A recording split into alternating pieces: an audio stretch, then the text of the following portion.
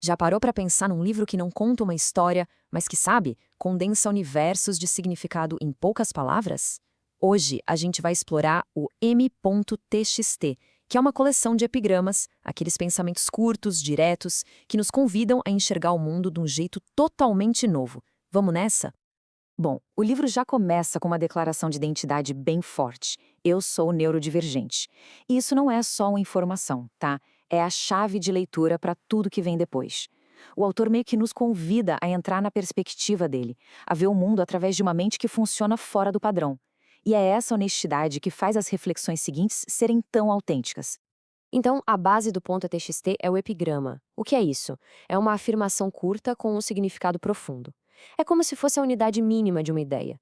Gosto de pensar que cada epigrama é tipo um átomo de pensamento, pequeno, mas que contém um universo de potencial e de significado em pouquíssimas palavras. Uma escolha de estilo que chama a atenção logo de cara. O livro inteiro é escrito em letras minúsculas. O autor descreve isso como algo libertador. Essa ausência de hierarquia visual, sem as pausas que as maiúsculas impõem, cria um fluxo de leitura contínuo, quase como um fluxo de consciência, sabe? Acaba espelhando a natureza fluida dos próprios pensamentos que ele explora. E agora a gente entra no primeiro grande tema do livro, o poder do pensamento. O autor nos questiona sobre a própria arquitetura da nossa realidade. Como exatamente as nossas mentes constroem tudo isso? Vamos mergulhar nessa ideia. O ponto de partida é radicalmente simples. Tudo começa no pensamento. A proposta aqui é que pensar não é só reagir ao mundo, é o ato que dá origem a ele, às nossas ações, aos nossos sentimentos e à própria realidade que a gente percebe. Ok, se o pensamento é a semente, o que é uma crença? O livro define de um jeito bem elegante. Uma crença é um pensamento que a gente sustenta por tempo suficiente. É essa persistência, esse ato de segurar um pensamento, que dá a ele o poder de moldar, de esculpir a nossa realidade. E aqui, o livro vai além. O pensamento não é visto como uma atividade passiva que fica ali confinada no nosso cérebro. Não, ele é apresentado como uma força ativa. O poder dele não está só em guiar nossas ações, mas, na visão do autor, em vibrar e interagir com a própria energia do universo. E então, o livro devolve para a gente a pergunta mais fundamental de todas. Afinal, o que é pensar?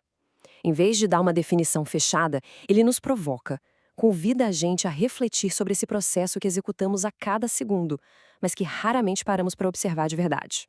Essa citação resume a filosofia central do livro. O verdadeiro valor não está em saber muito, mas em saber pensar. É uma crítica àquele mero acúmulo de informação e uma celebração da habilidade de processar tudo isso, mudando o foco do o quê para o como. Certo? Se o pensamento molda a realidade, como é que ele molda nosso estado interior?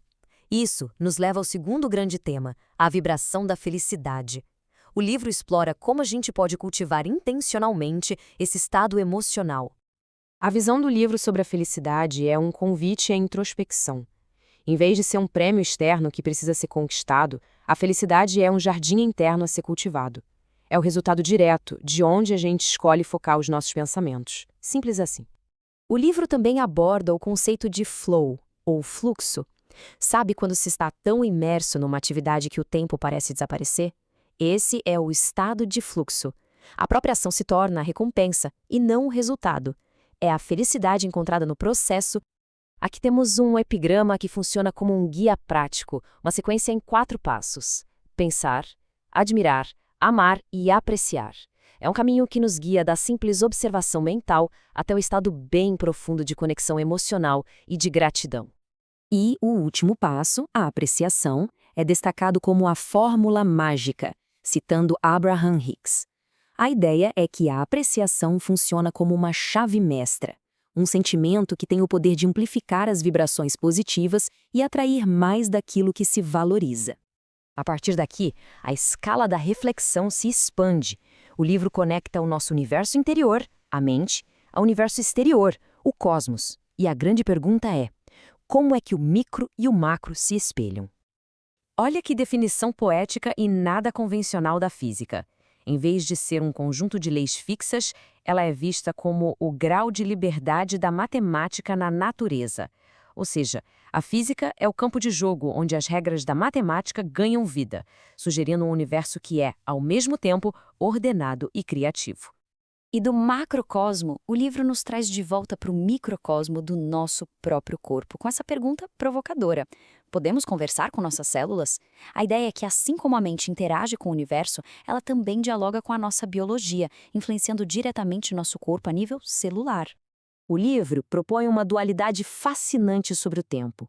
No mundo físico, ele é medido em segundos e minutos, mas no mundo não físico da consciência, sua medida é a energia. Isso sugere que a nossa experiência do tempo não é fixa, mas sim fluida, dependendo do nosso estado energético e mental. E todas essas ideias convergem para esta afirmação unificadora: cada um é um universo. Se o nosso interior espelha o exterior, se a mente dialoga com o cosmos e com o corpo, então cada indivíduo é uma totalidade. Não apenas uma peça no universo, mas um universo completo em si mesmo. Se cada um de nós é um universo, qual o nosso propósito? A seção final amarra todas as ideias anteriores com uma resposta bem clara: viver para criar. O autor defende que o sentido de toda essa arquitetura mental e emocional é, no fim das contas, o ato criativo. O autor se apresenta através de suas múltiplas facetas: filósofo, matemático, físico, escritor, mas a identidade que talvez unifique todas as outras é a última: criador de pixels. No fundo, ele se vê como um criador, alguém que materializa ideias, seja pela lógica, pela poesia ou pela tecnologia digital. Aqui, ele adota uma filosofia de Fernando Pessoa como seu lema. E é uma inversão radical de prioridades. Não se trata de simplesmente existir, mas de criar. A vida ganha seu significado máximo não na sobrevivência, mas na contribuição, na expansão de ideias, dedicando-se por inteiro ao impulso criativo. E a análise termina com este epigrama paradoxal que fica ecoando na mente. É uma reflexão poderosa sobre o medo do fim, sobre a paralisia que nasce do perfeccionismo. Uma ideia curta e profunda que resume o espírito do livro e nos deixa com uma pergunta: o que a gente deixa de começar por medo que acabe?